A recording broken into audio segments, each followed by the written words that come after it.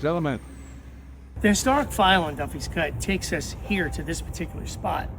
And this was a place where railroaders knew across the centuries that there had been this Irish group of workers back in 1832 who died. There are 32 pages, and it collects anecdotes and stories all connected with the site.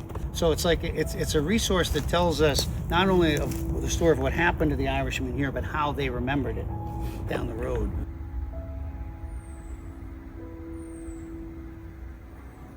The historic file on Duffy's Cut was actually in our family's possession since the 1960s.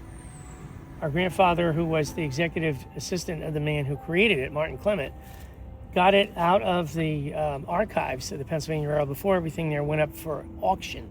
And so when I was given the file after our grandfather died, we talked about our grandfather's railroad career, and in 2002 we started sharing materials and files that we received over the years, and this one, the historic Pennsylvania Railroad file, ended up being for us kind of the source. There was a transcription of part of the file that told the ghost story that our grandfather had made, and he read that at family gatherings. And I remember hearing that as a boy visiting from New York City when we went down.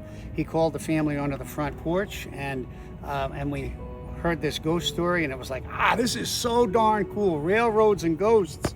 We said, let's investigate Granddad's story. But this couldn't have happened unless I had a job a fairly short distance from here at Immaculata. So I was lucky enough they shared this historical file with me, and reading through it, I was astonished by the fact that they actually mentioned the ghost stories being a impetus or a connection to the other research that was done. There's ghost stories, and people even near here told us their stories. So there's a persistent folklore of ghosts from 1832 all the way up to now. It was meant to be told. It was a story that had to be told. And there's not many documents on this particular topic. We've looked. Yeah. We've looked. So There's not. The only thing that we actually found in the state archives is a record of the deaths of the Irishmen here under Duffy. And his immediate supervisor, a man named William Mitchell, he was trying to make an excuse of why the track wasn't finished to his supervisor, the head of the main line of public works. And so he said Duffy was unlucky, he was unfortunate last fall when half of his men died of cholera.